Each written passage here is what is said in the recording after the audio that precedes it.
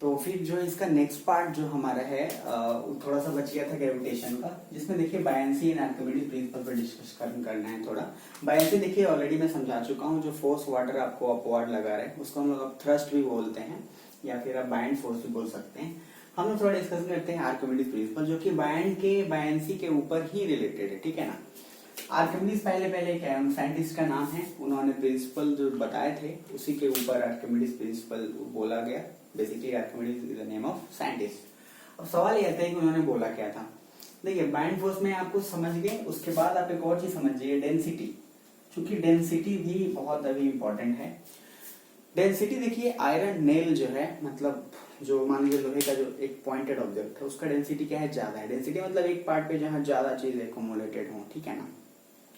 तो अगर डेंसिटी ज्यादा है, अब ऐसे समझिएगा कि मान लो ऑब्जेक्ट कोई भी चीज वाटर में कैसे डूब जाता है, कैसे कोई फ्लोट करता है, ठीक है ना, और कैसे कोई भी ऑब्जेक्ट जो बैलेंस कैसे रह के उसमें, अब जैसे आप तैरते हो, कोई डूब जाते हैं, कोई तैरता है, अच्छा ठीक है ना।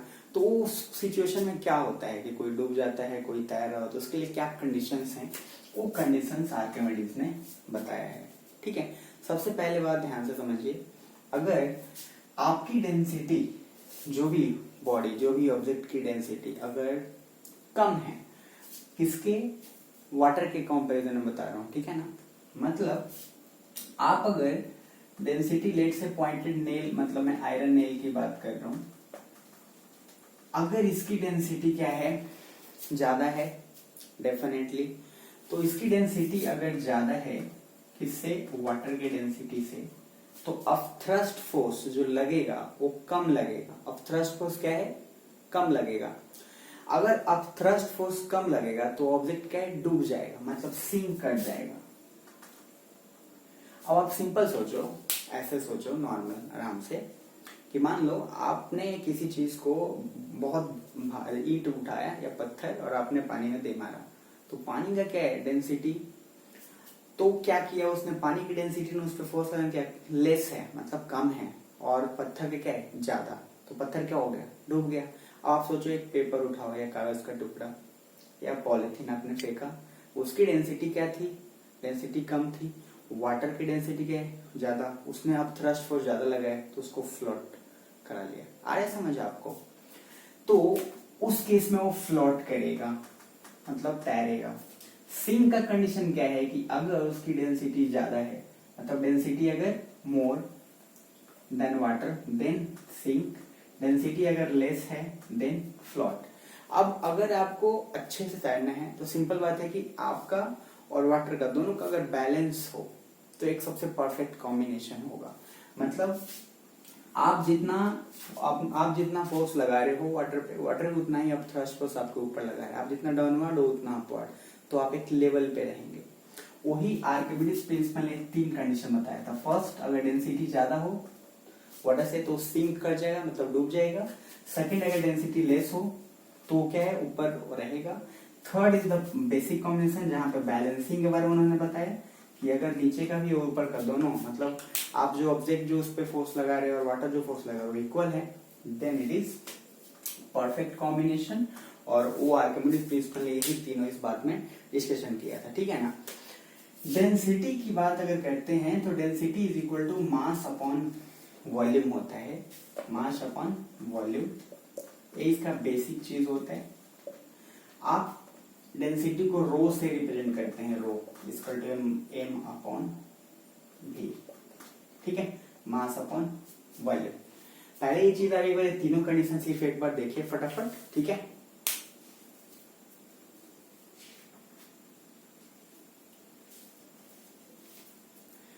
तो आप एक कंडीशन तीनों देख के एक बार जरूर, और बुक में से एक बार जरूर आप थोड़ा सा रीड तो करें नहीं करेंगे। आपके डेंसिटी आपको पता होना चाहिए, मास अपॉन वॉल्यूम, ये यूज आएगा आपको।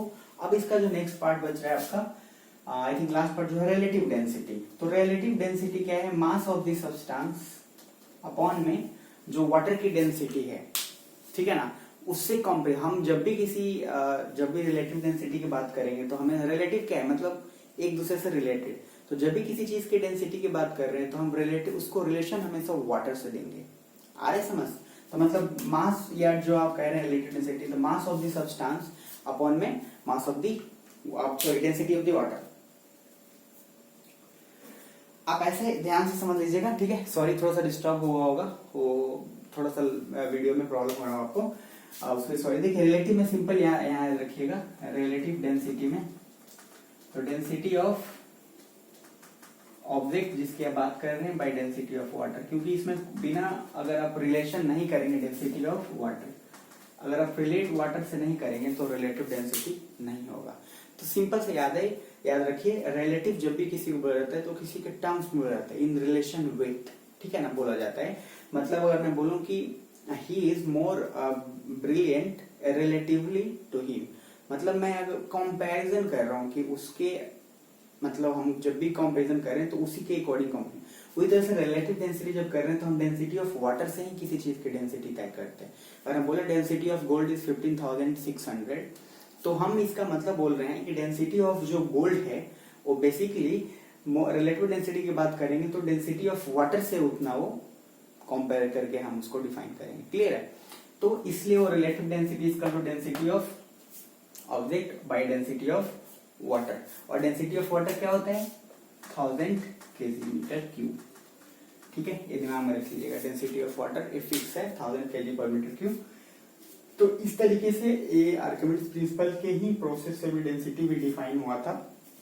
तो आई होप ये सारी चीजें क्लियर होगी, कोई डाउट होगा तो बिल्कुल पूछ लीजिएगा। मिलते हैं फिर नेक्स्ट चैप्टर में, तब तक इसको पूरे के पूरे मैं आपसे रिक्वेस्ट कर रहा हूँ कि जो फॉर्मूलाज है छोटे छोटे जो मैंने टर्म्स और वैल्यूज लिखे हैं उसको प्लीज याद रखिएगा, क्योंकि उसके बिना काम नहीं होगा। और आपको इंटरनल जितने सारे एग्जाम्पल्स हैं वो सारे एग्जाम्पल्स करने हैं, बुक के अंदर जितने सारे इंटरनल एक्सरसाइजेस हैं, एग्जाम्पल्स हैं, सबके सब आपको करने हैं और उसको अच्छे से करना है बिना कोई हड़बड़ाई, क्योंकि ये बहुत यूजफुल है। ठीक है ना, फिर लोग नेक्स्ट वीडियो मिलते हैं, तब तक आप सारी चीज कंप्लीट करके मुझे भेजिए।